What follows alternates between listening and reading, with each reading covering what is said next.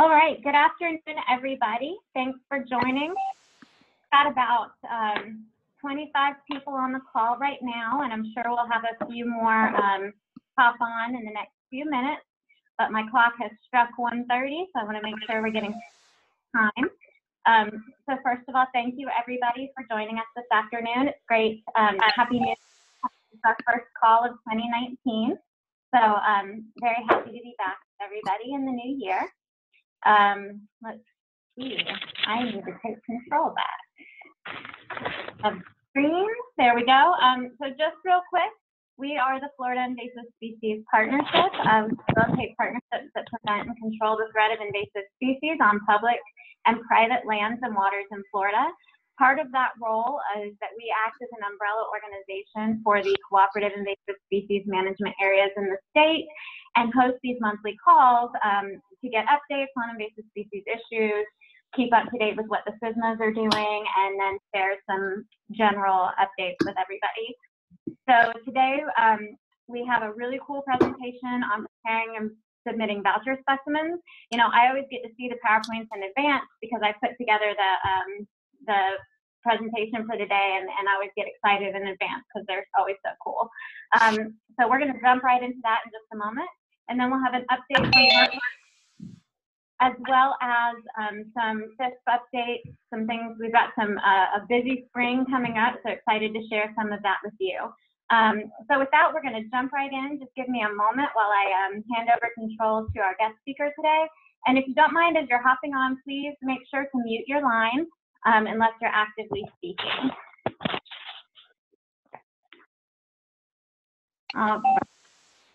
So Patty, you should be able to take the screen now.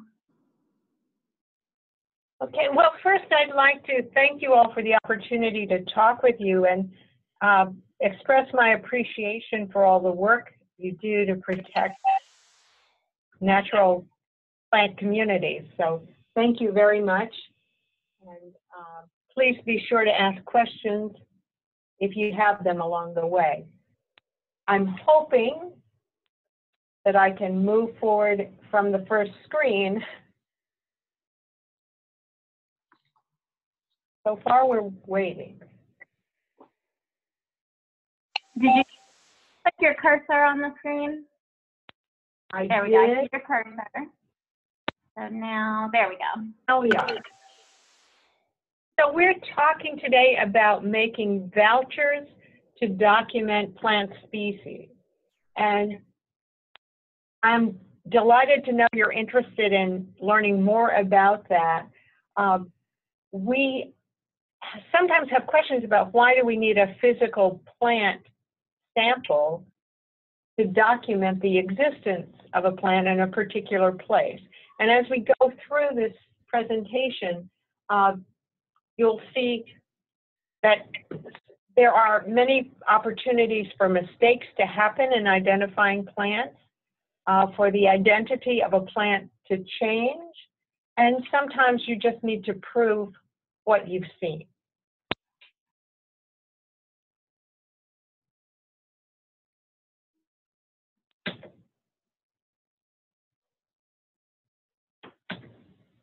I'm sorry, it seems very slow to go forward on the pages. So I'm trying to move forward. So sometimes people believe they've seen a particular species, but they can be confused. I've actually had people terribly concerned about giant hogweed, a species that does not grow in Florida, but of course people are on the lookout for things that arrive every day in our state. So the description of giant hogweed is that it has lobed leaves, white flowers in the shape of an umbel.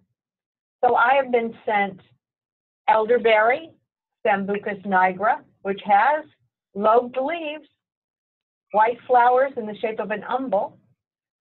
I've not been sent Queen Anne's lace, which is the plant you see, Daucus carota, but it does have white flowers in the shape of an umbel. I've been sent rice paper plant, Petropanax, which in flower doesn't look at all like hogweed, but the leaves themselves could fit the description if you read it, and maybe if you looked at a photograph. And then surprisingly, papaya leaves are strikingly similar to hogweed leaves. So mistaken identities can cause a problem if we're trying to understand where plants are and where we might want to devote resources. If we don't have a voucher, an actual physical plant, to document the existence of the plant in a particular place, we can have conflicting information. So in this example, you can see that giant reed has been reported in different counties, depending on whether you have a reported sighting with GPS coordinates, or you have a physical specimen of the plant put on deposit in a herbarium. So these counties don't differ wildly, but they are somewhat different and could lead to some confusion or could demonstrate some confusion about a plant that's not been identified correctly. So we use these vouchers. They're preserved, and not only do they confirm the existence of a plant in a particular location on a particular date, they also show us other botanical information, like was it in flower or fruit at that time, which might be useful for other purposes if we see a shift in the time of flowering or fruiting. We also are able to use the specimens to confirm the identity of unknown plants when they arrive for identification. But a big purpose of having these vouchers is to allow confirmation and to allow for new information in the future to be used as part of the identification of the distribution. For example, sometimes we find a plant distributed across the state of Florida, maybe not so much in the north and more in the south. We might think, well, its habitat needs are different, or maybe it doesn't do as well in the north. In the future, there might be some research that shows the plants in the north are actually a different species from the plants in the south, and maybe the species in the north is not an invasive, and we don't really need to devote resources to controlling a plant that's different from the invasive species that we find in the south. There are other examples where plants look so much alike that botanists go back and forth on whether they're the same or different. We now have DNA tools at our disposal to slowly discover some of the differences in plants that look very similar, or plants that seem to be different in different habitats but turn out to be the same. Once that new information is available to botanists, we can make corrections and find maybe a species that was thought to be invasive is a different species, and we might want to make some changes in our use of resources. You might ask yourself, why can't we just have a photograph? Well, for plants, sometimes a photograph just isn't enough. Grasses are a classic example of plants that are difficult to identify even with physical specimens. But a photograph of different grass species might not be able to be identified even by a botanist, even by a grass specialist. If you don't have the right parts of the plant in the photograph, which could be hard to know if you're not a botanist, then the ability to identify the plant will be really diminished. Also, some plants look similar. Now, you might be familiar with Ardesia, Escalenoides, and Elliptica, look very similar at this stage. Their flowers and fruits are in different positions, but in fact, these photographs are of an early stage. So you have no tools to identify the plant species. And although there might be some small differences, like Ardesia escalonoides or marlberry might have a slightly rolled leaf margin, I can't see that in this photograph. So I would not be able to tell the difference in these species based on a photograph. If I had the plants themselves, I'd be able to make a lot of distinctions that are not apparent from the photo. So let's assume I've convinced you that vouchers are a good idea for documenting the presence of a plant. Where will they be kept? Well, herbaria are essentially libraries of dried plants. So the plant specimen would be available to you, other researchers, other conservationists to get information about the plants and their distribution. Unless you have some special relationship with a herbarium that's not nearby, you'd probably want to work with the closest one. There's several around the state, and they're generally open to having plants stored in their herbarium and becoming part of their collection. But you'll want to confirm that with a herbarium you plan to work with. You can contact them, let them know about your project, make sure they don't have any special rules that you need to follow or any particular information that they want you to provide with your specimen. You can send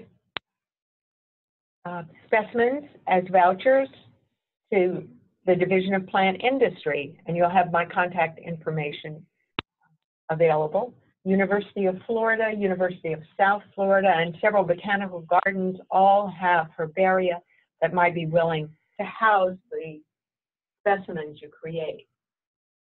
Here's some information. I think you'll have this available in the future to see these addresses and have the contact information.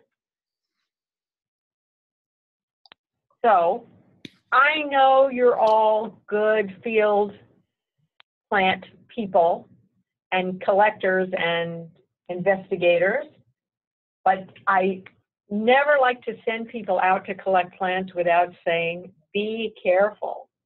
Watch for poison ivy. If you're in South Florida, watch for poisonwood. And almost throughout the state, you need to look for tread softly or stinging nettles, Nidoscalus stimulosus. You'll also see I have the distribution of these plants based on vouchers deposited in herbaria around the state. So if you find that these missing counties for poison ivy, highly suspicious that there's no poison ivy there, you could be the one who documents poison ivy for those counties.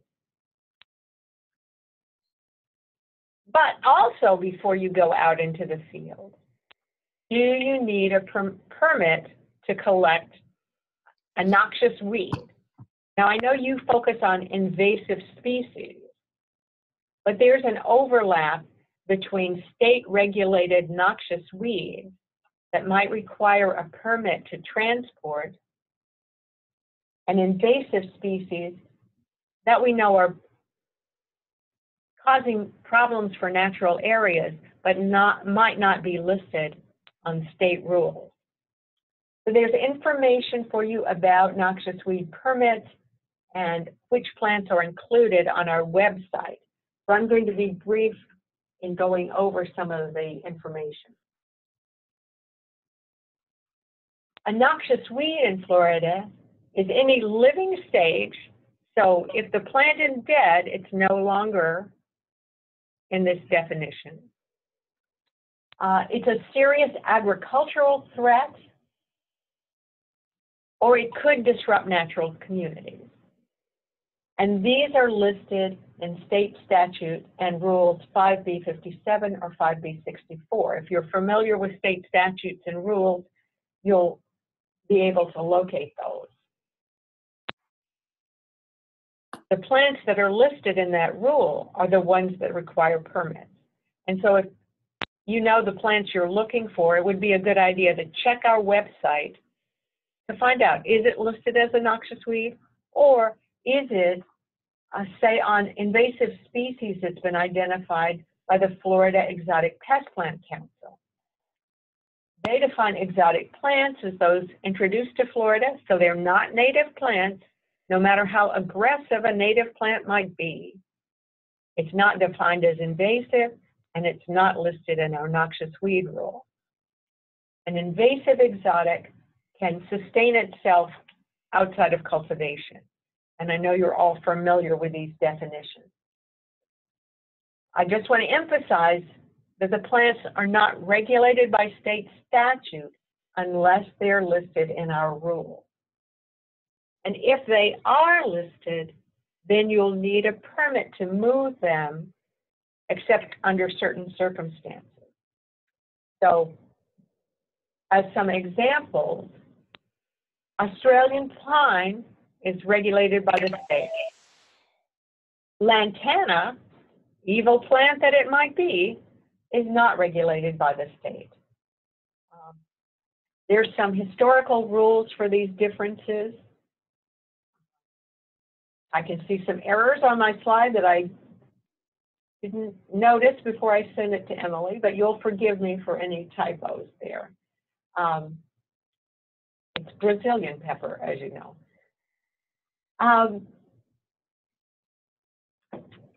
You always need to get permission of the landowner or a property administrator before you collect any specimen or do any attempt to remove invasive or at least noxious weed species. So the permit doesn't give you permission to enter someone's property. If you're volunteering or a staff person on public property, then you don't need any written permission to go onto your own property. The thing is, if you're moving noxious weeds that are listed in our state rules, you're moving them off the property, then you need a permit so that we know you're not pulling them up, throwing them in the back of a pickup truck and heading down the highway at 70 miles an hour while they fly out the back of the truck when you hit the first bump. Or that you're not flipping over when you have that big accident and dropping the plants into a canal. So the permits are intended to guarantee safe transport, safe disposal. If your noxious weeds remain on your property, if you collect them and you bag them in a way that they can be disposed of as household waste would be disposed of, then you don't need a permit. But it's good to check on if your plant is listed as a noxious weed, it would be good to confirm what you're doing and if you need a permit for that project.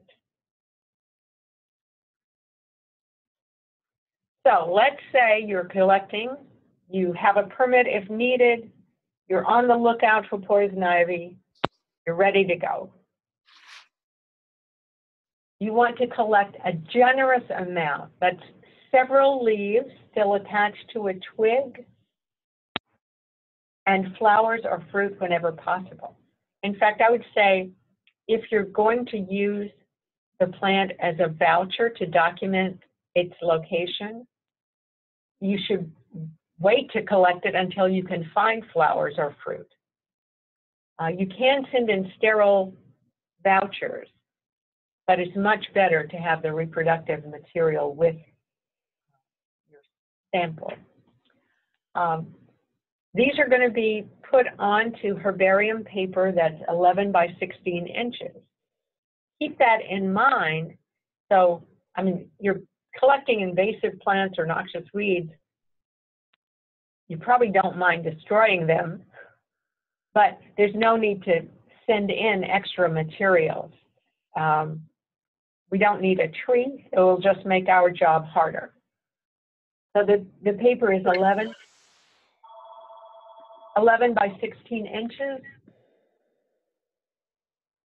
And you should use that as a guide for how much to send. It's possible to press plants in the field if you have a plant press and want to do that activity in the field. Or you can collect the plant, wrap it in a dry paper towel, put it in a plastic bag, and then send it overnight to the herbarium you're cooperating with.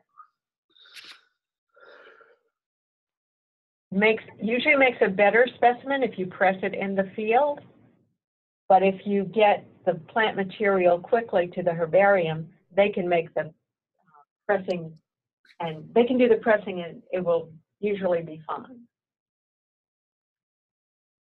If you decide to collect on newspaper or in a plastic bag, you need to keep a record of what you've sent. So if you don't have the correct identification, you'll know the plant that you're talking about. Maybe you don't know the scientific name. Maybe you worry that it might be an invasive and want to know what it is.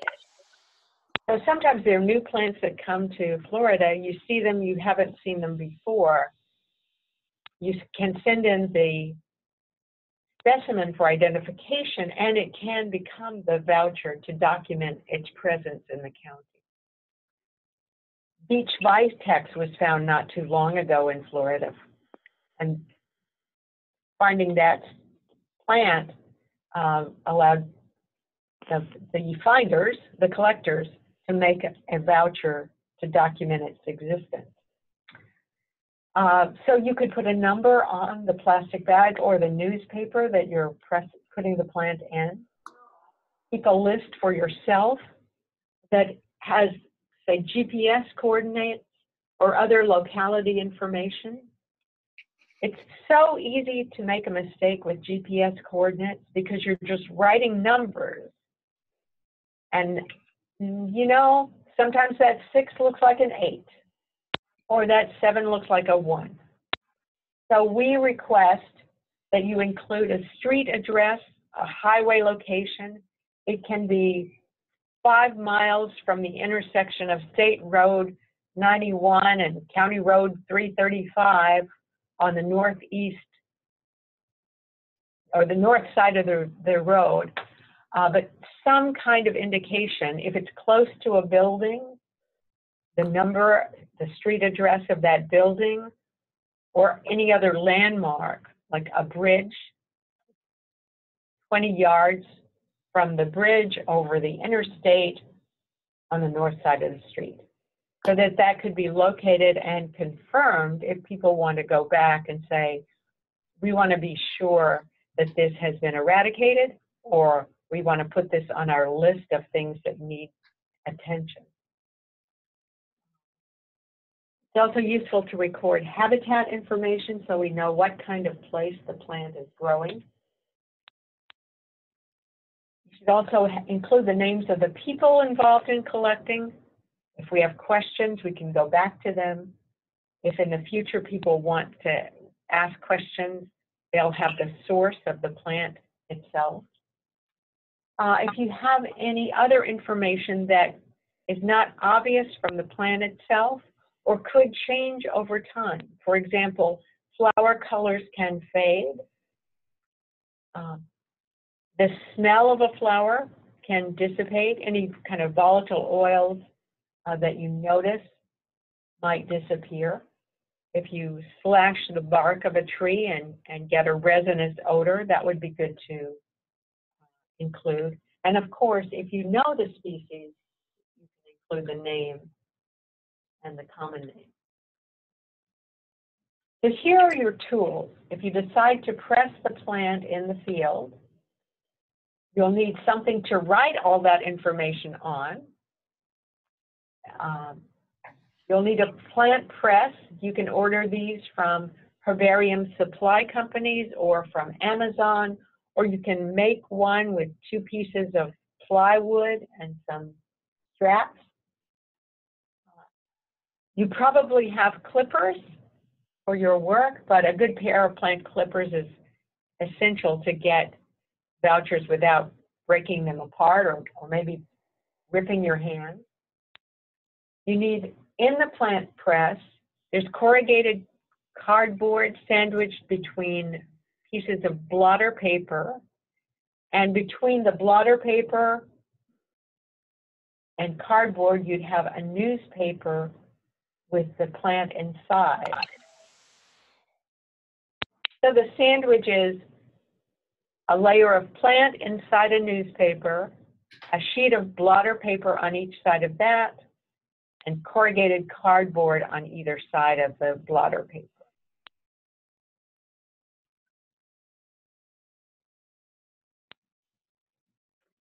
And that's just what I told you. You should write the identifying information, or at least the number that you wrote down with the other information in your notebook, so you know which plant is which and where it came from. If you're using the plant press, you want to be sure that you get the plant entirely inside the newspaper. If anything is hanging out, it's likely to break off. As you move from place to place, you'll want to tighten the straps of the press to keep the plants from falling out. If you've ever collected plants, you know sometimes 11 by 16. If you have leaves that are large, you can fold them. If you're collecting very small plants, there can be several examples that are put together. Be sure it's all the same species, one kind of plant in your newspaper. If the plant has loose things like seeds that have fallen off, or you're concerned that in drying, a fruit might pop open, you can fold the newsprint into a packet.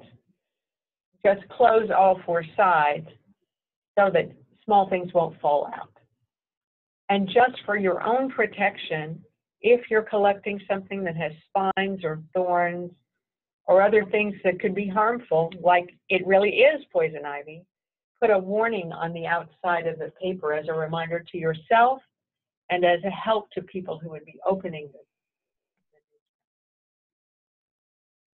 If you decide you want to use the plastic bag method,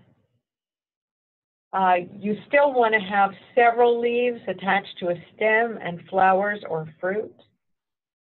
If you can fill a gallon bag, that's going to be a generous specimen. If you're collecting in plastic bags, you'll want to have a cooler or something in your vehicle, or be close to a building with a refrigerator so that you don't cook the plants in the plastic. You can use a Sharpie to write identifying information on the bag. The important thing, if you do choose to mail a plant, wrap it in dry paper to absorb any moisture that might be on the plant, and mail it on the fastest way possible. Or if you're nearby the herbarium, drop it off in person.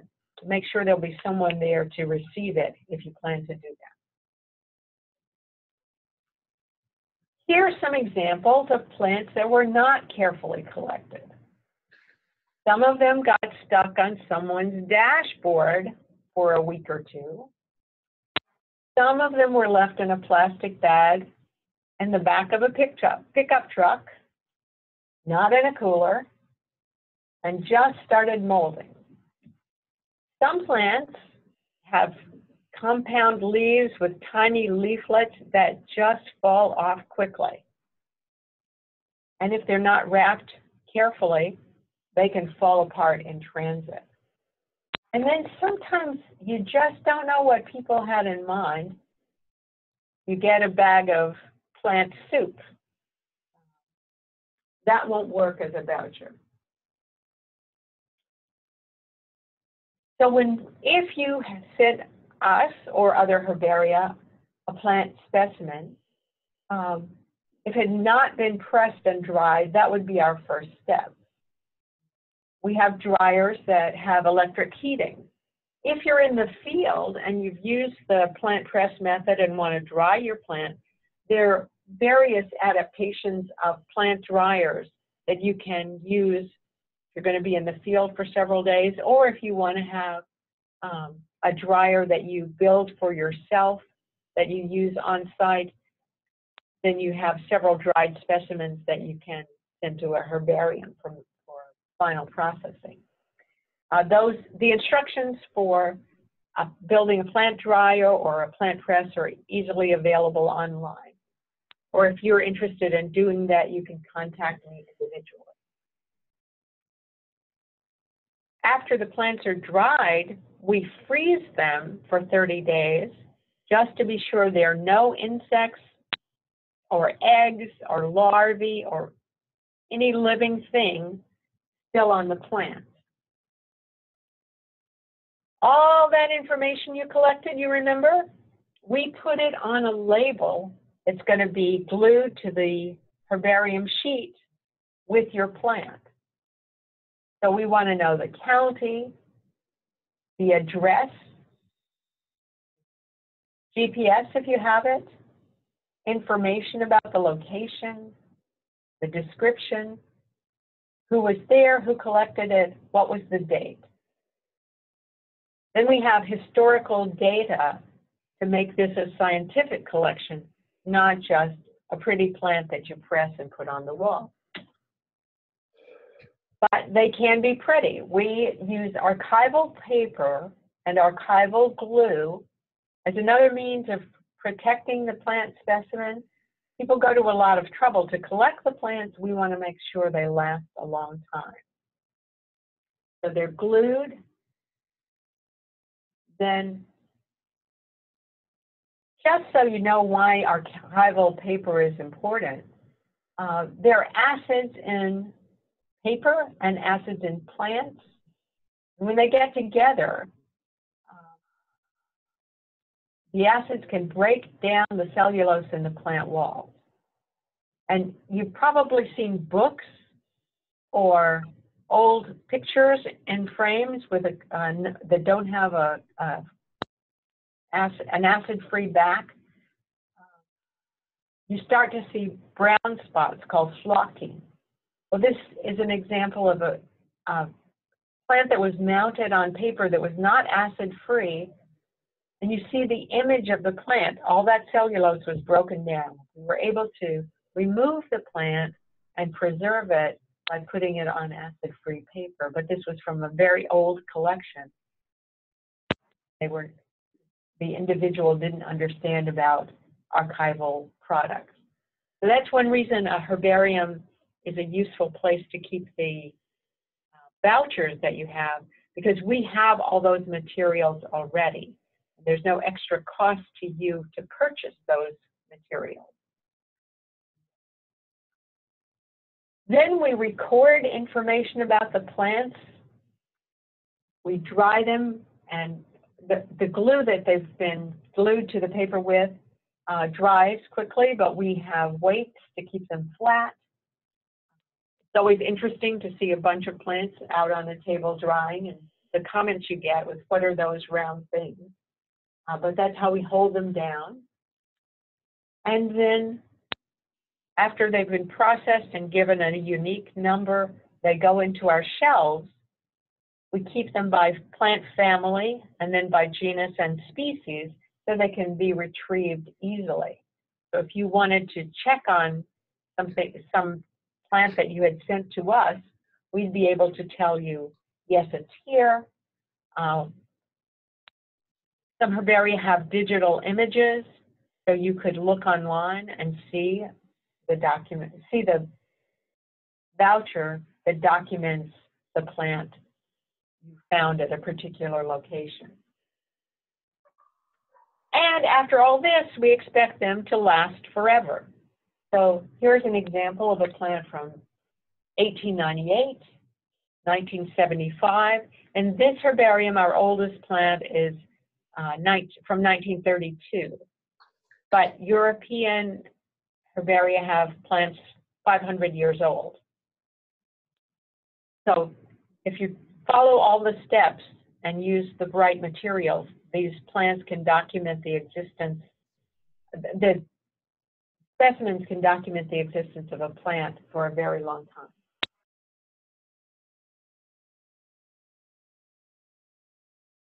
So I think my minutes have come to an end. If you have questions, I don't know if we have a few minutes more, but you can contact me. My associate is Paul Corrigan, and we'll be happy to answer questions. Thank you for your time. Great. Thank you so much, Patty. That was very informative. So yeah, I can give a few minutes. Does anybody have any questions? If so, please just make sure you unmute your line if you're on. I have a question. Sure, go ahead. This is Ashley O'Neill with the Florida DEP. Well, my question is about freezing the specimens to kill bugs, and if that's recommended, and then if it's recommended, you know, is it done once and for how long, or do you have to do maintenance freezing? It's recommended after the plant is dried and pressed. We do it for 30 days. If you had a super cool freezer, it could possibly be for fewer days. And that's the only time it's needed unless the plant specimen is taken out of the herbarium. So if I wanted to show all my specimens of some species to another botanist, I might mail them or carry them if they're close by. Well, before they can work with them in another herbarium, there's been that period of time outside of controlled conditions. So they would want to freeze it. And if they sent it back to me, then I would freeze it again, because you never want to trust that nothing has happened. You always want to guard against the worst possible situation. So if they remain in a climate-controlled room in a cabinet, freezing once is fine. It's only if the conditions change. If you take the specimen to another place where you don't know if there are bugs or not. In our herbarium, we have fumigation once a year to control insects. Insects can eat away the entire specimen, so it's a big concern. In the past, people used mothballs to discourage insects, but those are not good for humans to breathe. So now we have other techniques. Thank you. Thank you. Great. Hi, this is ahead. this is Jessica Spencer. I know that we had an issue trying to press the kalanchoe, the mother of millions. It's a succulent, and it tends to be able to grow with or without soil, water, anything. And it was actually growing in the press. It turned white. You know, it was trying to grow out the edges. And I had gotten advice from George Wilder down at the Naples Botanical Garden, and he had told us that for that particular specimen, that freezing it in the press would actually, you know, kill the plant, so that you could press the specimen without it, you know, discoloring and continuing to grow. So that was just something I wanted to throw out there for anybody that might be dealing with that plant and trying to make voucher specimens. That's an interesting technique. I would approach it as you should dry it as quickly as possible, so that it doesn't, you know, if you take it from the field to the press to the dryer, you'll get a better specimen, I believe. So where there's several days that pass between the time you collected it and or were you trying to dry it without a heater? Yeah, we were drying it without a heater. So it was, you know, I mean, it was in the press for months, and it kept going. Yeah. It's a very resilient plant. Yeah. Well, if I would suggest trying to get a plant like that to a place with a plant dryer so that you'd limit the time that it was alive. It should be dead pretty quickly if it's in a plant dryer. But if the other technique worked for you, that's great. Yeah, it did seem to work, but we didn't have access to a dryer. So for anybody else out there, it's something they might be able to try if they don't have access.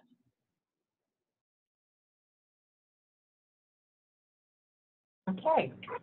Okay, great, thank you. And that's an example too where you may just want to send the specimen, if you can, do it quickly to the herbarium themselves and let them deal with it. But that's good information to have because that is a plant that we're working on trying to get documented throughout the state. Thanks, Jessica. So we're going to go ahead and move on at this time to. Before we go, I have a link. I have a link to a YouTube website which has a theme song that I think you might like. So if you all have a chance to click on the link, please do.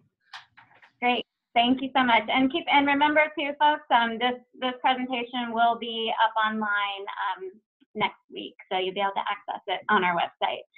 All right, so moving right along, let's make sure I've got my next slide up, and we're gonna get an update from Heartland Sigma. I understand that they've been doing a lot of workshops. So let me, Kateri. All right, Kateri, are you there? Yes. Hello. Great. So now be able to click and adjust the slide. Yeah, I'm trying to get that going first. Yeah. All right.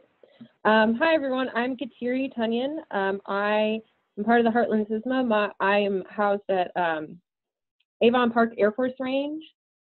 So I'm the social media chair, and then I take all our meeting notes at the meeting. So thanks, Emily, for inviting us to give you guys an update.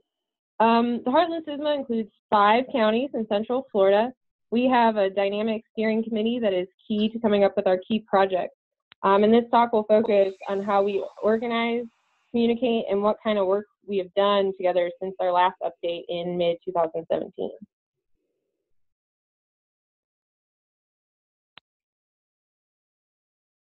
You can do it.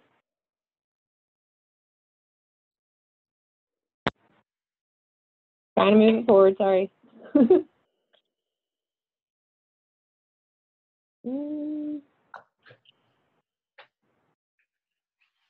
Try that. There we go. So our organizational structure is very informal. If you show up to a steering committee meeting to help put together a project, you're a leader. We meet 7 times a year and typically more frequently when we have big projects like workshops that are coming up, but then less frequently when winter holidays and the summer vacation time. So we were meeting in person only, which is always very energizing and productive, but we added a calling capability this past year thanks to our extension and county partners, which helped increase the number of participants that were able to make it, even though they couldn't manage the travel time. So this year, we sent out 14 emails to over 300 people on our email list. The emails include like our CISMA related events, workshops, updates, information requests from our partners like FWC, and then job postings, and then of course anything interesting with Invasives related news, articles, publications, and other partner related webinars, events, or anything else that our chair Cheryl Millett hears about. She wanted to make note that she doesn't use MailChimp or any of the other email formats that you can use. She says it takes a little bit too much time on the formatting, but she just manages her recipients herself in different groups. So we also have, we're active on Facebook, Instagram, Twitter, and then of course our Heartland Sigma website, which we'll get into later. So we love workshops. I actually hosted our first EDR workshop of 2018. It was at Avon Park Air Force Range. We covered the Hyptis breviipes, which is a newer species of Florida, or lesser roundweed, and then we also did downy rose myrtle. The idea behind these field workshops are to get out of the classrooms and see the specimens in the field in their actual habitat. This gives people a good look at healthy, unhealthy, heavily infested areas, lightly infested areas, different habitats, etc., that you can find all of these species in within the field identification. And this is our second field workshop that we've done, and it seems to just be getting better every time we do it. So we hosted our 8th annual Central Florida Invasive Species Workshop in April. Topics included our giant smutgrass, mapping invasive approaches and technology, adaptive management, bamboo, and of course, a very fun one is exotic animals from FWC. We had a record-breaking 130 species featured in our Garden of Evil, and this, of course, helps participants learn how to identify invasive plants in the Heartland Sigma and distinguish them from our native lookalikes. We're fortunate enough to have FWC's Mike Skowinski in our Sigma, and he is the force behind this golden nugget featured at all of our workshops. Please don't try to steal him, but we'd love for you to attend.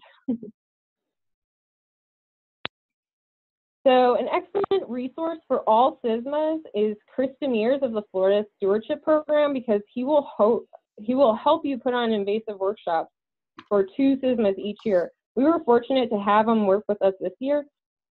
He handles all the signups, food, communications with presenters, and puts together a booklet for attendees with PDFs of all the talks and handouts. His goal is to assist private landowners, which in our CISMA, that's our weakest link. And so he's a great source and has a great email list to reach out for private landowners to do this.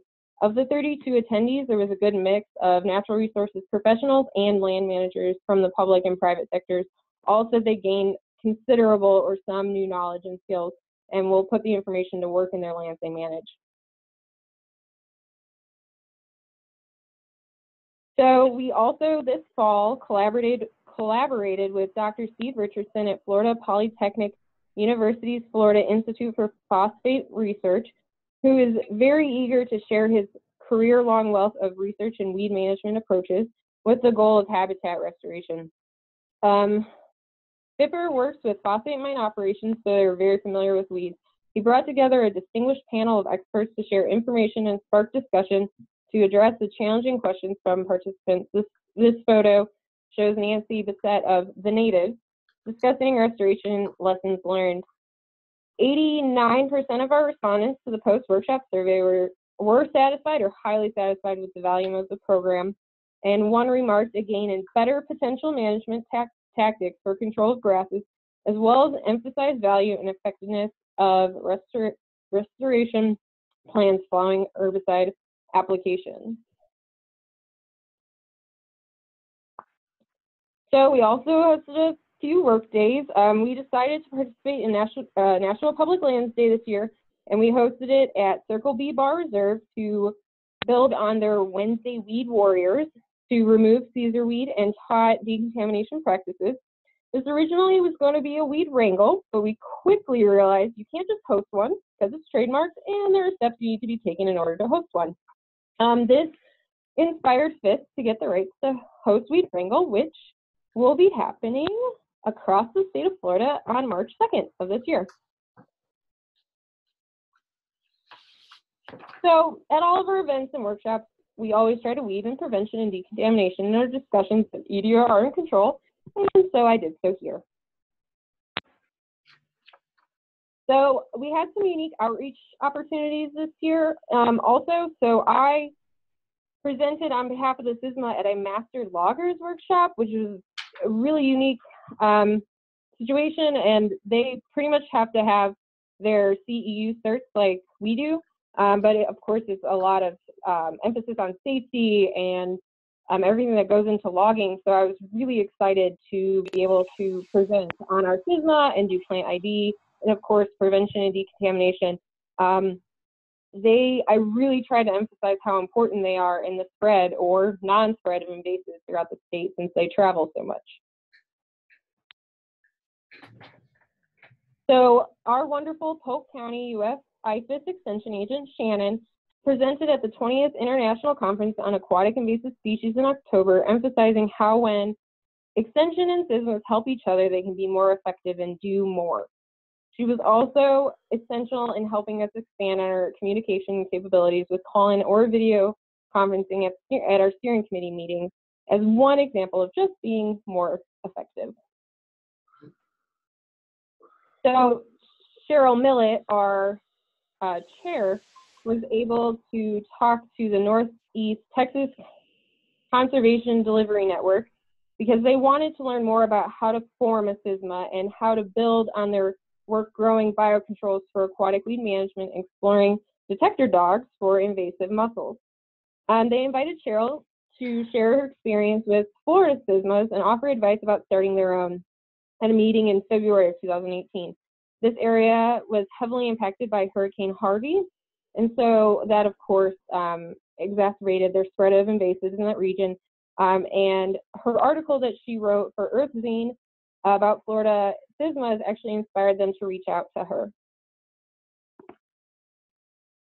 So again, for this year, the Houston Advanced Research Center wants to learn more about forming a CISMA. So they reached out to Cheryl, and she was invited to share her experience of Florida CISMAs and offer advice about starting their own at a webinar that was yesterday.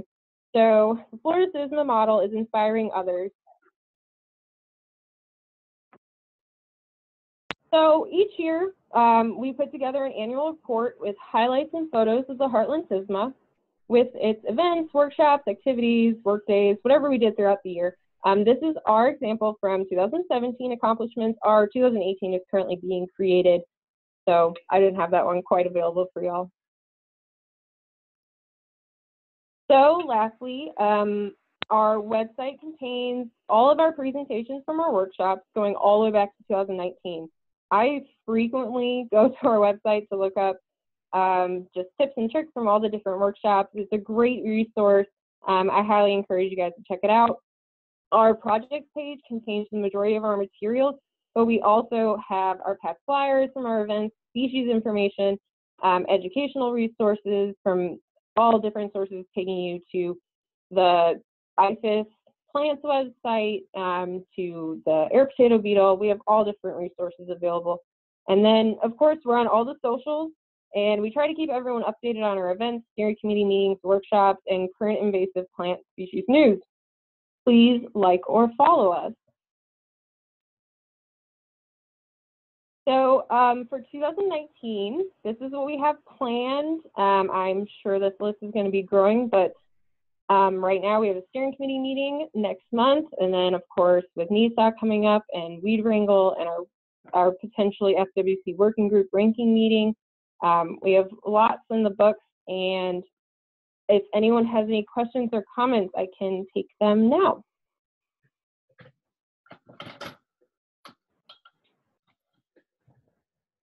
Great, thank you so much, Kateri. We have time to maybe take one or two questions, but you can also reach out to Cheryl or Kateri or connect with me, and I can connect you with them if you don't have their information. Any questions for Kateri? And don't forget, if you're on mute, to unmute yourself. Okay, so I'm going to go ahead and move along, but again, please reach out via email if you have any questions. We've got a few minutes left, and I've got some great updates for you guys. So first of all, this is kind of a new segment to our call, which is our social media tip of the month. So today we're going to talk about Instagram and using hashtags. So hashtags in Instagram essentially make your content discoverable. They're a great way to reach beyond your typical audience. And they're also a great way just to be able to look back on your own information and what you're sharing. So Instagram has become a very valuable social media asset. It's seen as a community type app.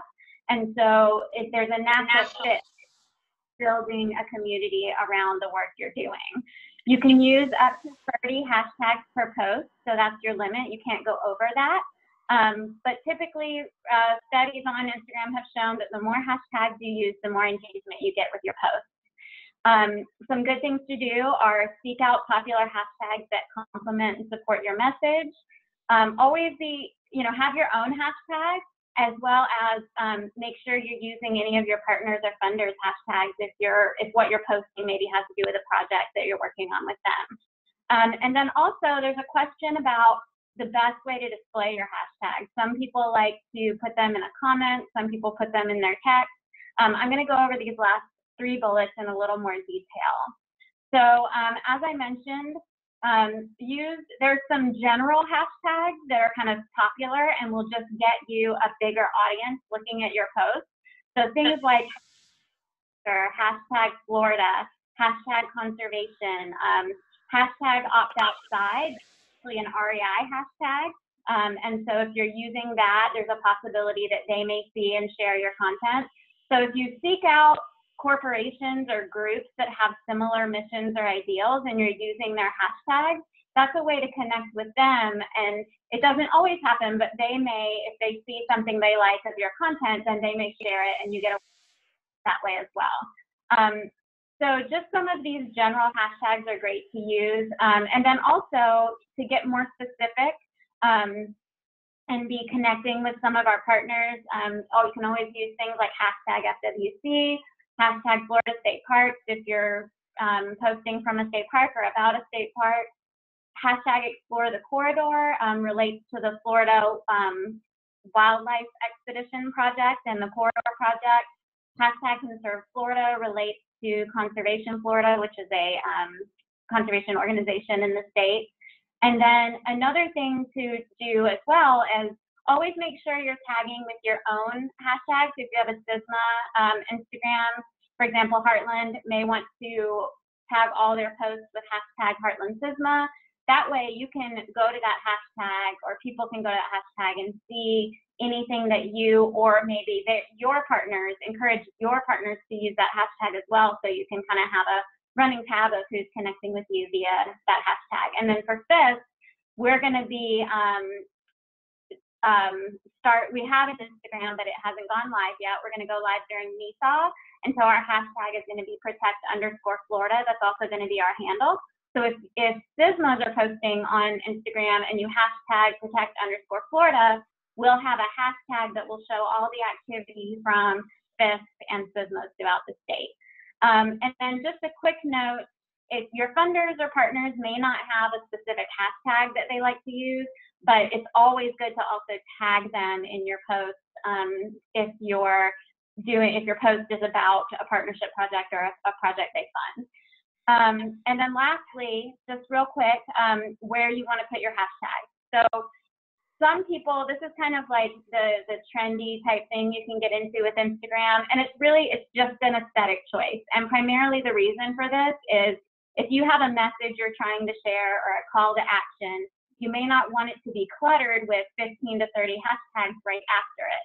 So on Instagram, a way that you can separate that out is you can either put spaces between and then start your hashtags, or you can put it in the first comment of your post. So again, this is primarily, it really doesn't change the interaction with your post too much. There's one exception to that. So the 2 examples I have here, the first one on the left, this is actually from my page. So I did a post about monarch butterflies when that story came out recently about the decline. And so my personal preference is to put spaces. So I do an enter and a period mark, and I do 3 spaces. And what this just separates it out aesthetically, so people are going to see my message, and then if they want to look at my hashtags, they can. And then the second example is an artist that I follow whose preference is to put them in the first comments of her post. So again, this really doesn't make a difference. The one exception is if you're using some of those really big popular hashtags, like for example, hashtag happy is just this huge hashtag that like every Instagram, what do they call them, trendsetters will use. And if you wait to put it in your comment, it will push your post down in the queue of that hashtag. But that only applies to these big, super general hashtags. If you're using the more specific Florida-related ones, that's not going to matter. But like hashtag nature, for example, some of these more general ones, you probably want to go ahead and put in your post because it's going to give you more visibility. So hopefully that makes sense. If you have any questions, and also if you have any specific social media questions or tips you'd like to see, please let me know and we can feature them. And then really quickly, we've got a busy spring. The CISMA workshop at FLEPC is Wednesday, March 27th. We're going to get an agenda out to you guys on that soon. National Invasive Species Awareness Week is Saturday, February 23rd through Saturday, March 2nd. And then our inaugural statewide weed wrangle is Saturday, March 2nd. So just a little bit about the weed wrangle. We have some resources available, and these were sent to your CISMA leads last week. So there's a Dropbox folder that just has some images and logos that you may need if you're advertising or putting materials together for the event. There's a save the date PDF that's very general. There's also this FAQs document, and that's what you see here on the screen. And that is just to give you, as well as any partners or folks you're working with, make sure we all have the same information. And it just gives you some background on who we are, who the CISMAs are, what the weed wrangle is, and then a list of who's participating. And so here's my list of CISMAs that are participating. If you don't see your CISMA here, but you are, please let me know soon. And I also will add, I spoke with Suncoast yesterday, and they are going to be participating in NISA activities and doing their weed polls throughout the week. So we're going to have a website on the 5th page that's going to list all of the NISA and weed wrangle activities during that week for the state. So we're working on that now, and we'll let everybody know when it goes live. Really quickly, the grant opportunities through FLEPC, the deadlines are approaching quickly. The education grant deadline is this Friday, and then the CISMA grant deadline is February 15th. More information at the FLEPC site. Our call schedule, next month, we're going to get an update on glyphosate issues and how that relates to current events from Dr. Stephen Enlow with the University of Florida, as well as it'll be NISA, so we're going to talk about NISA. We have no call in March. We'll be at the FLEPC conference. And then in April, we're going to get a presentation on the public awareness campaign, Play Clean Go, and how we may be able to use that more in Florida. It's been successful in other parts of the country. And then I'm going to skip that because I'm 2 minutes over. So thank you so much. Huge thank you to Patty and Kateri for presenting today. We really appreciate your time and sharing this information. And I look forward to talking to everybody next month. Thank you so much.